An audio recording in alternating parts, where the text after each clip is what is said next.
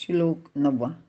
असक्तिर्नभिष्वङ्गः पुत्रदारगृहादिषु नित्यं च समचित्तत्वमिष्टानिष्टोपपत्तिषु. अर्थ: विषयांबद्दल औदासीन्य किंवा अनासक्ती, बायका, मुले, घर इत्यादी बाबत लंपट न होणे, त्यामध्ये गुंतून न पडणे, इष्ट अगर अनिष्ट काही प्राप्त झाले तरी नेहमीच चित्तवृत्ती सम ठेवणे. विवरण: या जगातील प्रत्येक वस्तू व व्यक्ती आपल्याला सोडावीच लागते. माझे घर, माझी संपत्ती, माझे आप्त, बायका, मुले इत्यादी येथेच राहतात. त्यांना येथेच ठेवून आपल्याला एकट्यालाच जावे लागते. म्हणजेच येशी उघडा जाशी उघडा अशी माणसाची परिस्थिती असते. म्हणून या सर्वांबद्दल मनाने अलिप्त असावे.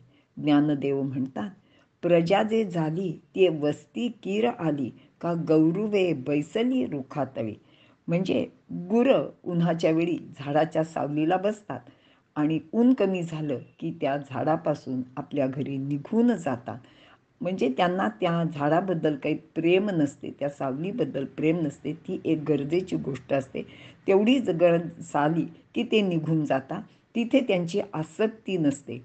त्याप्रमाणे आपण आपल्या कुटुंबात वागलं पाहिजे. मन ज्या गोष्टीत आसक्त असते ती वस्तू अगर व्यक्ती यांचे विरहाचे कल्पनेने सुद्धा आपण घाबरतो. म्हणजे एखादा माणूस आपल्यापासून दूर जाईल ही कल्पना सुद्धा आपण सहन करू शकत नाही. म्हणूनच मनाचे अलिप्तपण अत्यंत महत्त्वाचे आहे. याशिवाय आपल्या आयुष्यात चांगले अगर वाईट असे नेहमीच घडत असते. यापैकी काहीही प्राप्त झाले तरी ज्ञानी व्यक्तीचे चित्त नेहमीच सम राहते. चित्ताचे समत्व अगर चित्त स्थिर शांत असणे हे ज्ञानाचे लक्षण आहे.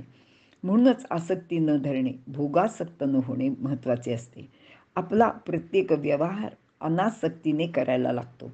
माणसाचे आयुष्यात होणारे कष्ट आणि दुःख भोगासक्तीमुळेच त्याला प्राप्त होतात. अज्ञानी माणूस प्रत्येक गोष्टीत आसक्त असतो. त्याच वृत्तीने तो सर्व गोष्टी करतो व दुःखी सुद्धा होतो. माणसाचे मनात सुखाची आस नेहमीच असते आणि म्हणून तो त्याचे मागे धावत राहतो. आणि मग समर्थ म्हणतात की सुख सुख म्हणत आहे दुःख ठाकोनी आले.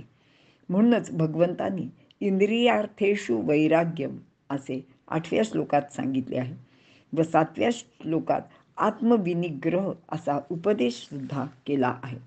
या दोन्हींचा संबंध अनासक्तीशी आहे. कारण वैराग्य व आत्मसंयम याचे वाचून अनासक्ती येणे कठीणच असते.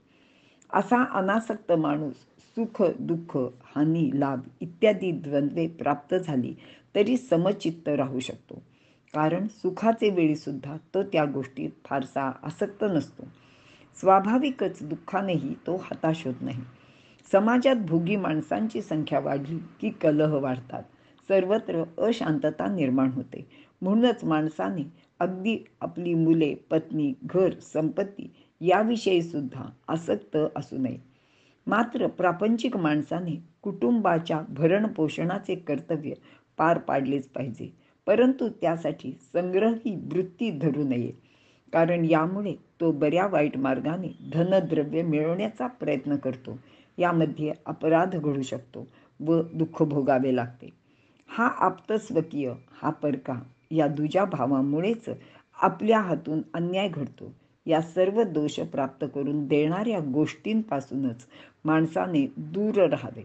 ज्ञानी माणूस सर्वत्र समदर्शनाची वृत्ती असल्यामुळे यापासून अलिप्त राहून दोषमुक्त होतो. ज्ञानाचा हा मोठाच लाभ आहे. मनुष्य सुखदुःखाचे बाबतीत मनाचा समतोल राखू शकला तर तो नेहमीच आनंदी जीवन जगू शकतो. माणूस इष्ट गोष्टीची अपेक्षा करतो आणि ती प्राप्त झाली की त्याला आनंद होतो. त्याचबरोबर त्याची आसक्तीसुद्धा वाढत जाते. तसेच इष्ट गोष्टीबद्दल त्याला प्रेम वाटायला लागते. अनिष्ट गोष्टीचा राग म्हणजे तो द्वेष करतो. मनाच्या विक्षेपाचे हे मोठे कारण आहे. यामुळे मनाची शक्ती क्षीण होते, माणसाची प्रगती खुंटते. कारण तो या द्वंद्वातून बाहेरच पडू शकत नाही. यामुळेच मनाबरोबर त्याचे शारीरिक स्वास्थ्यसुद्धा बिघडते.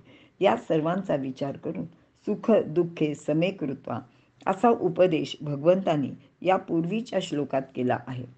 अध्याय 2 श्लोक 38. अनासक्ती व चित्ताचे समत्व ही ज्ञानाची लक्षणे आहेत व निरामय जीवनाचे हेच खरे सार आहे. इथे आपण थांबू.